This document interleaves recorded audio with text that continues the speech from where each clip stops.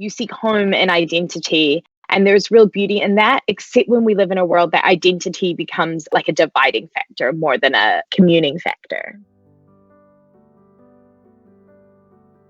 Sawadee-ka, kia ora, and welcome to Our Way Home, a TCK podcast centered around finding home within the people we don't want to live without, and how our post-secondary school journeys went about.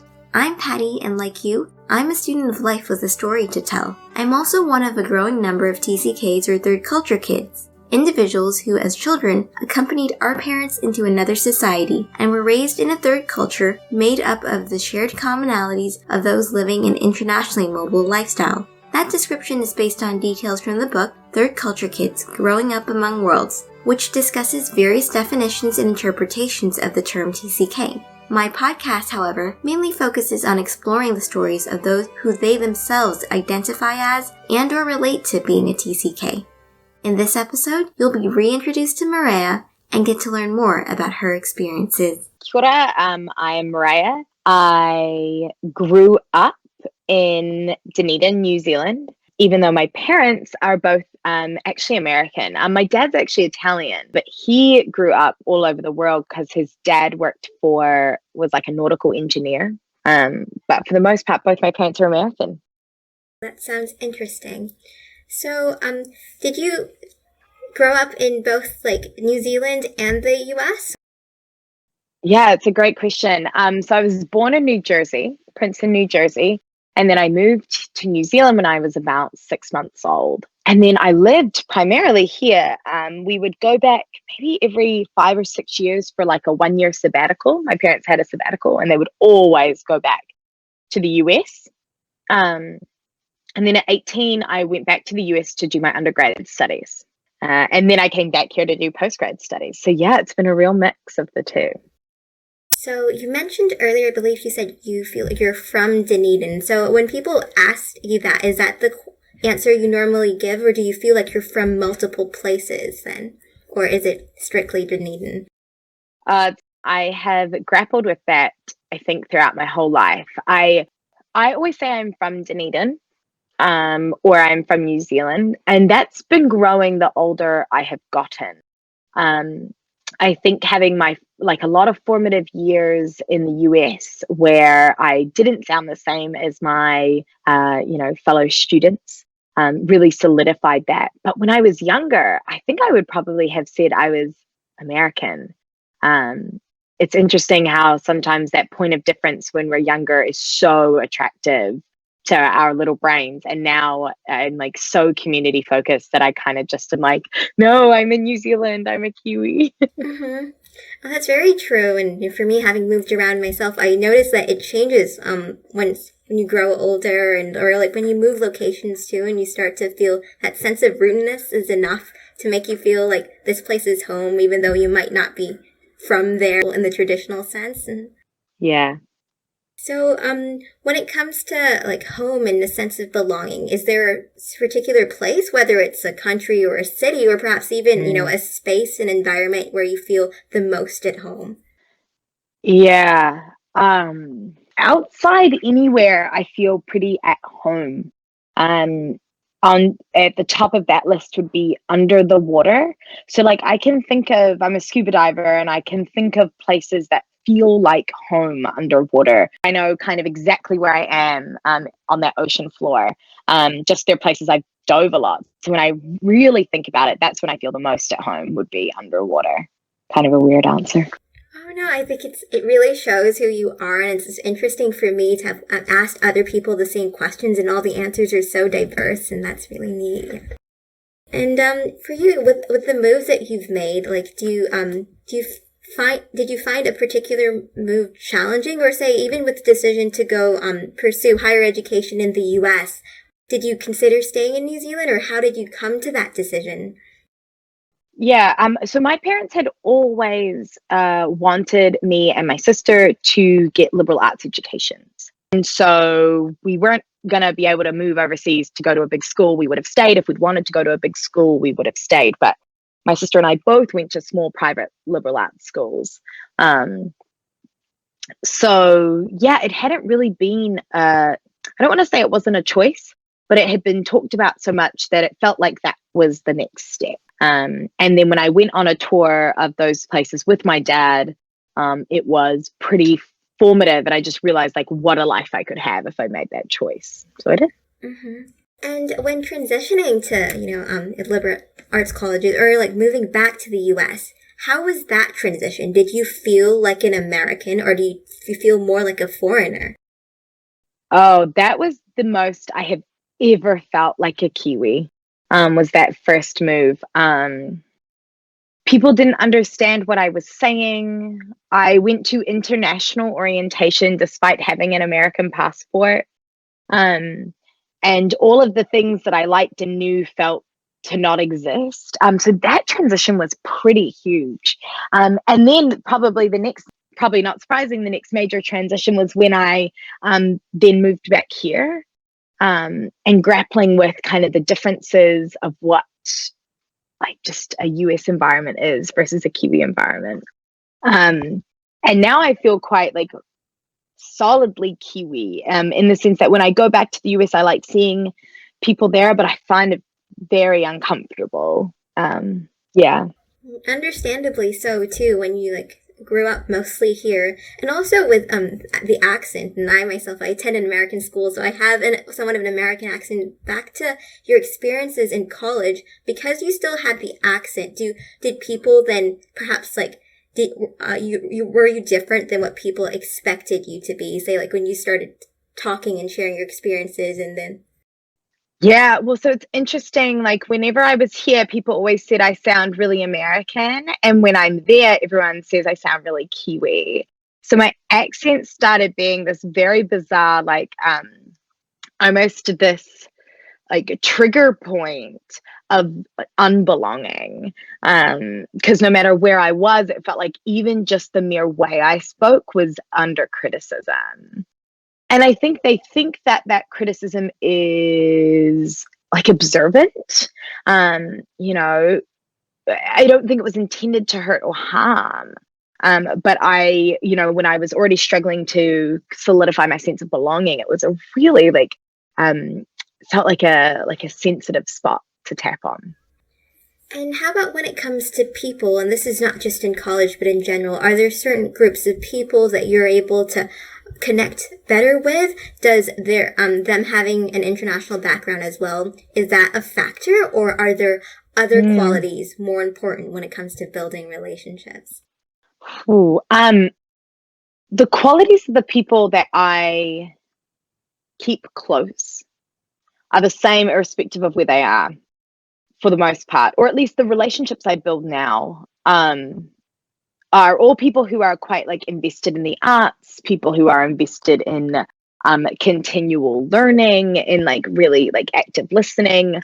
And those don't necessarily fall over US or Kiwi lines. But there are traits within each of those kind of like cultures that make it sometimes easier or harder to connect with a Kiwi or an American. Yeah, for sure. I love what you said, the qualities that kind of transcend regardless of where you're from, things like the arts and lifelong learning.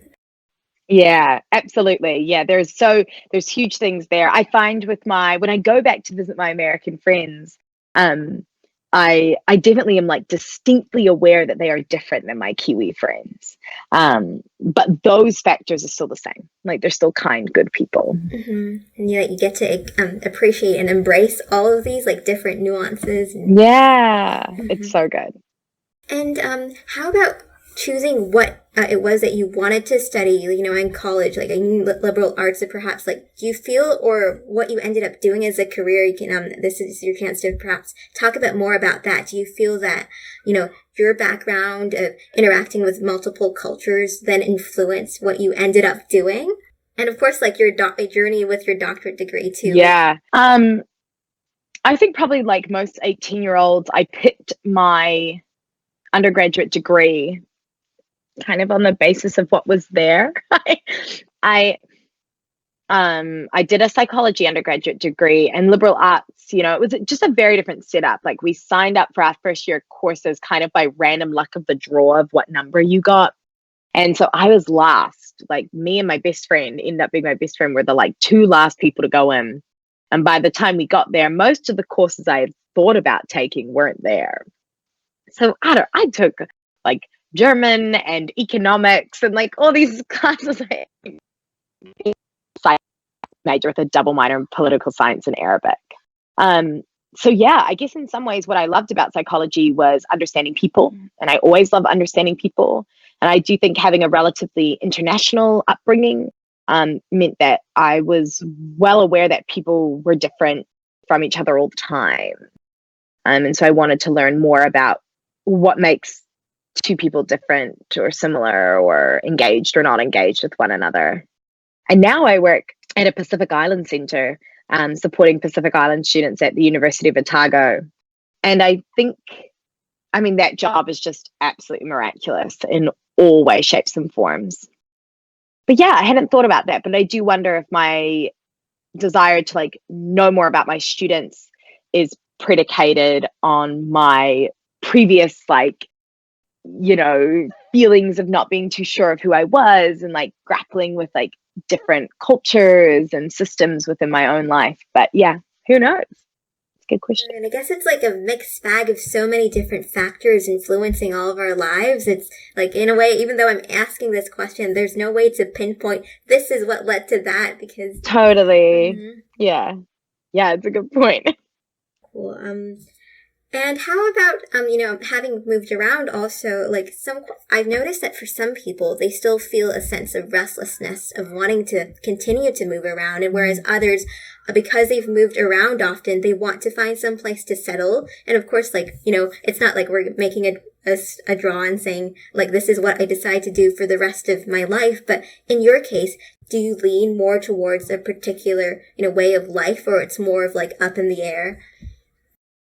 Yeah, I definitely, the concept of home feels really foreign. And I think I grapple with home a lot. I bought a house in Dunedin after the last lockdown. And I was concerned that was going to make me feel very stuck here. But I love this home. I love the walls. I love the people who inhabit it, but I don't feel stuck here.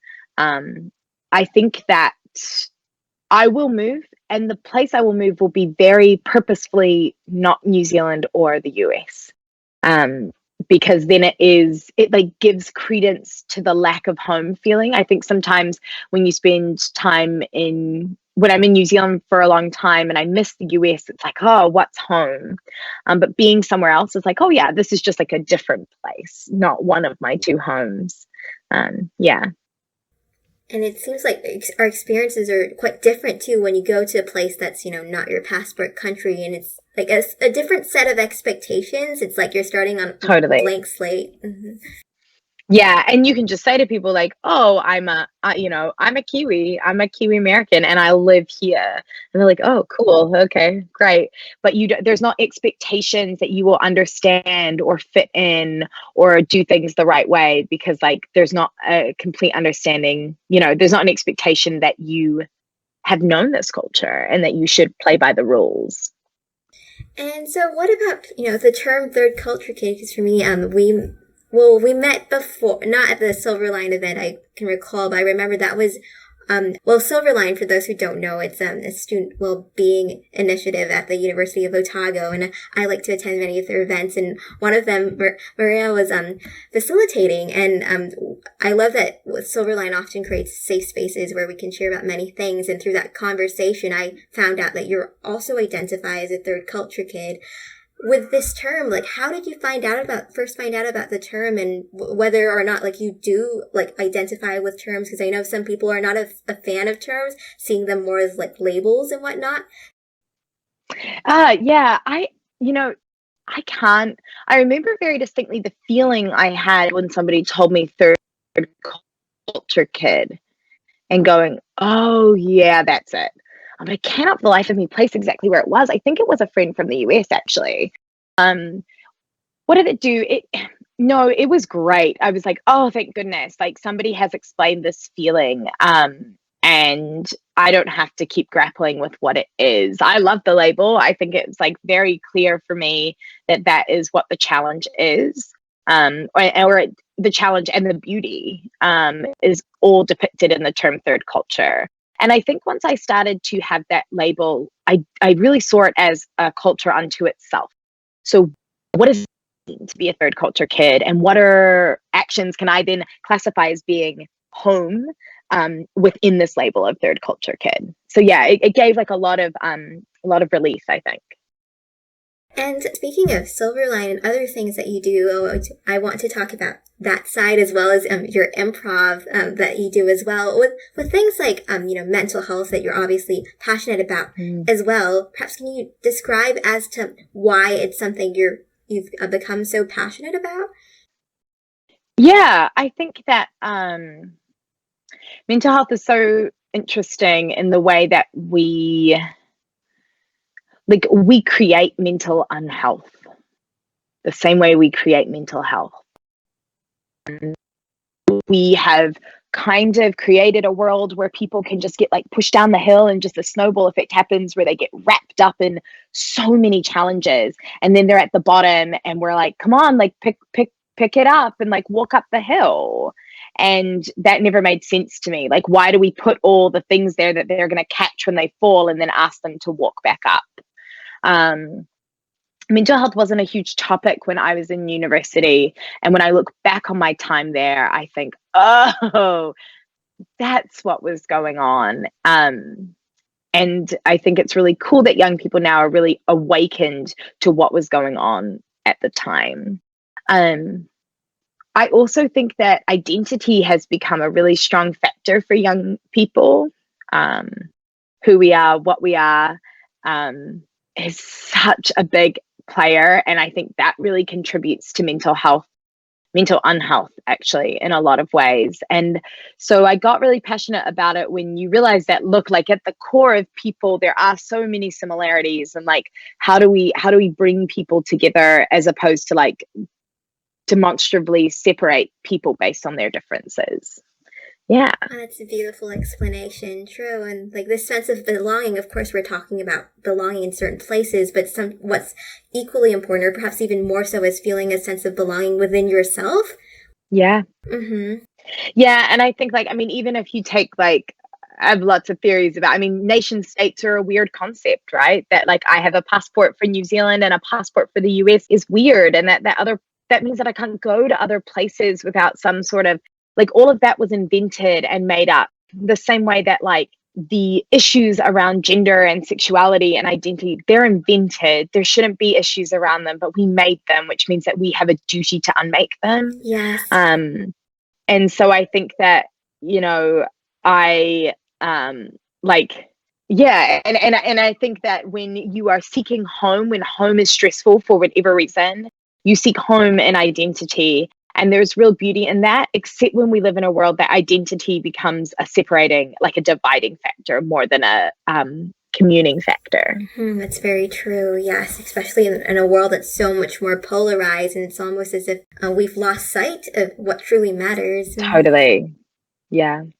And with improv, because I find comedy can be really healing. I'm seeing people like you and others who are courageous to put yourself out there, and then the laughter, it's shared regardless of whether someone, is from a certain place, or even it can transcend language too. What drew you to, wanting to improvise? And was it something you've always been drawn to since you were little, or how did that come about? I've always been a performer. So I was a dancer, and then I kind of got swept into the improv thing when I came back for postgrad. Improv is phenomenal. I think one of the key things about improv is that you have to dare to fail. So you've got to fail sometimes quite publicly, sometimes quite obviously, sometimes quite majorly on stage. And for someone who had historically tried to like always color within the lines of what people view me as, improv was a real struggle to let that go. But a real freeing experience. I think comedy can be, to be able to laugh at the things that make us cry is a gift, sometimes a burden. But I noticed that when I did some solo travel, and I just didn't laugh as much because laughing is such a social thing. Like, it's a thing you do with people. And it's an emotion. I think laughing is an emotion. It's not just like finding something funny, because I think we laugh in all sorts of scenarios. But it is, for me at least, like wholly healing. And when I see people who don't laugh as much, I think I feel really sad. Because, like lockdowns and even doing solo trips are really amazing, but they take away a lot of my laughter. So yeah, I think if I could give people what laughter does to me, that feels like the right way to be moving forward in my life. Mm-hmm. I have only seen one Improsaurus show so far, but I went early this year and really enjoyed it. And what I like about the kind of laughter that you and the improv group does is it's not the kind where you're mocking other people, because I notice more and more these days, oftentimes laughing is laughing at someone and laughing at their failures and whatnot. And I like this. This is much more kind and spirited sort of comedy that doesn't, target particular groups or particular people. And so I really appreciate that. Yeah, no, that's a good pickup. I mean, in the field, we talk about punch up versus punch down comedy. So like you can punch up, you can punch, you can take hits at people who are above you, in a societal realm, who have more access to resources. We should never be punching down. That's just mean. But I also think that, someone once told me, look, it's pretty easy to make someone make fun or laugh at like the F word, but it's really hard to make someone laugh about a sketch that's like two shopping bags talking to each other in the new world. And you want to be the comedian that makes someone laugh about those things. Those little moments will add up in terms of laughter. And to find the world inherently interesting and funny, I think is like a really good thing that we should give people. And for someone who maybe they're not interested in becoming an improviser themselves, but in just the sense of people, people can be so closed in these days. Do you have any advice for someone who perhaps like want to learn how to be more open, or how to ease into maybe one day improvising, or even if not to that extent, just learning to be more open? Yeah. I mean, I think that improv is important whether you want to get on stage or not. If I could make everyone take a certain series of classes at university, it would be everyone takes an improv class, everyone takes an effective writing class, and everybody takes a foreign language. Like that should be the first 3 classes you take. I guess maybe a math class. I just suck at math and that would have hurt my feelings. But maybe a stats class, maybe a statistics, a public health class. But I think the real key here is like improv is so important whether you ever want to get on stage. Take a class. Most classes are not geared towards getting people on stage. Most classes are geared towards, at least early classes are geared towards listening, like listening and caring about what another person says. And it's pretty wild when you spend your time like in an art field that is about listening and caring about what people say, how often you go through a day where people listen or don't listen and don't care about what people say. So yeah, take a class. That's what I would say. Because it's so powerful when you unlock some of those skills. It's like leveling up on a video game of life. Well, when you mention it, like listening so much, it makes me think of, it really ties to the mental health thing. Sometimes when people think of like performing artists, it's very much like, about fame and stardom, but this is the complete opposite. It's about connecting and listening, and it sounds therapeutic too. Mm-hmm. It really is. And yeah, you're right with the mental health aspects as well. I mean, the other thing that improv teaches us to do is to tell people what we need. Like, we don't know what the story is going to be. And any interaction you have with another person is improvised, right? Like, you're making it up. You don't have a script when you run into people on the street, and we can do it. And improv takes a critical lens to that and says, what are things that we can say to people that are helpful? Like in a new relationship, what are the things you need to communicate to people? We presume people aren't listening. And the other way of always looking at it is, are we speaking the words that need to be spoken? And look, sometimes we definitely are, and people just suck at listening. But I think in all self-improvement, giving a chance to analyze, like, okay, where am I at? What are my thoughts, feelings, and opinions about this situation? And have I communicated clearly? So we can tell a story together is like really important. I think like that's very much an analogy for life too, because even when I stop to reflect, I realize there's so much that we just go by assumption without even stopping to question whether is this what the other individual really wants, or is perhaps there's more going on. Yeah. Yeah, absolutely. It's a mix. Yeah, it's really true. We often we don't often stop to think about that there's a receiver on each end and like what that really means and looks like. Yeah. I want to revisit the topic of languages. What were your experiences of learning languages, whether formally through, education or perhaps just as a hobby on the side? Yeah, so I speak fluent French. I learned that in high school and then did a exchange there. And then I did some German. And then I studied Arabic in university. My mum would say that I just wanted to learn languages so I could keep talking it, no matter where I was, which is probably true. But I also love what you learn about a culture through language. And we don't think about that a lot in our own English vernacular, but there's so much that goes into a way a person speaks that tells you who they are as a person. And that's true with other languages, even more majorly. You can look at sentence structure and word structure and say, hey, like this is important to just like delve deeper into another culture and understand what they're going, like what has determined this culture and what are influencing or guiding factors in this culture. Yeah, everyone should learn many, many, many languages. So when it comes to these languages, are any of your other family members also interested in learning those? Like, do you get to converse with them in other languages, or perhaps they learned a different set of languages? Yeah, my mom learned, she grew up in Colorado, so she's spoke Spanish, but hasn't really kept that up. And my dad speaks fluent Italian, obviously. So we all are for language, we just happen to share different ones.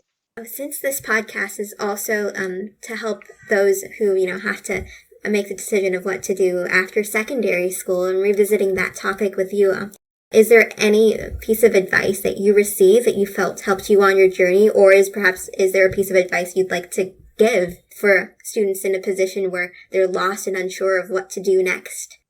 Yeah, what is the best advice? I think someone once said to me, or like I read in a book, my mom and I read a book together that was about like own your wanting. It was talking about Eve, so it said like eat the apple. And I think that telling people to eat the apple is really key. You have to figure out who you are independent of all of these factors, which is hard because all these factors influence who you are. But I think what you want is a good sign of who you are as a person, and you don't have to change your wants for other people. So like eat the apple. If you want the apple, eat the apple, whatever that may mean. But I also think that one of the best bits of advice you can ever receive is that sometimes, actually, we were overseas in the US in Colorado, and we didn't go to church typically, but we were in a not a religious family, but we were kind of in an apartment block with a bunch of religious families, and my sister was going to church with the Baptists who lived next door, and so we all went one day. And the minister said there, sometimes you've got to be still.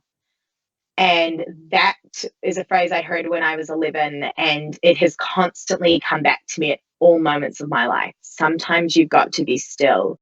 You've got to be willing to absorb what's around you. You've got to be willing to be happy with where you're at right now. And it inherently means sometimes you've got to move, right? Sometimes you can't be still. But I think it's important to take stock every now and again of where you're at and what the next thing is. And you can't do that if you're always moving. So yeah, maybe that. Sometimes you got to be still. I think that extends to even like, can be seen how it applies to in the state where we're in lockdown right now, still in New Zealand. Yeah. And just. Yeah, for sure. Yeah, I mean, I called my mom the other day. I was like, I'm bored. She's like, oh no. And that's such an awful thing to say. But the boredom is, we're like taught that boredom isn't okay. And I don't want to be bored forever, but I am trying to practice stillness. Like it's okay to be a bit more still than I normally am. Yeah. And so you mentioned, do you have a sister? Mm-hmm. For example, for me, my brother, we don't really talk heart to heart much, so I don't know how he feels about moving around or all the concepts that we discussed earlier. But how about in your case with you and your sister? Are these topics things you discuss, or? We did when she was at university in the US, but not anymore. Like she has, she's quite sure of herself in a really beautiful way. So like, I think, yeah, we don't talk about it too much. No. And there's obviously nothing wrong with that, everyone's their own individual, and it's like sometimes, and with siblings, it's like there's some things that you almost know each other and don't need to talk about it. Totally. Yeah. It's just, there are certain things we reference that you just know, oh, she feels the same way. Yeah. To wrap up, and you've touched on this before, but, when you think of home, we've talked about places and you described, being underwater, but are there other things that make you, or like not necessarily things or environments or people, that when this whole concept of home or belonging, what comes to mind when you think of the word? Yeah, I think there will always be people that I come back to, and some of those people are family, and some of those people are chosen family. And I think that concept is really big to me, is who are my chosen family? Who are the people that when this lockdown lifts, I will run to with wild abandon? And I think that at the end of the day, I could be in a field around a campfire with a group of people and it would feel like home. Like I could be anywhere in the world and it would feel like home. So I think more than anything, I have cultivated some like pretty meaningful friendships in my life that, yeah, I think will always feel like coming home, no matter what. Thank you for sharing. No worries. I think we can wrap up our conversation here. Like, it's too bad that the internet was a little choppy, but even if like there are certain things that are really nice, but the internet cut it out, I mean, just for me to be able to hear you share, that's already been very meaningful. So thank you. And thank you as well for taking the time to listen. It means the world. Take care and stay tuned for the next episode of Our Way Home, a TCK podcast.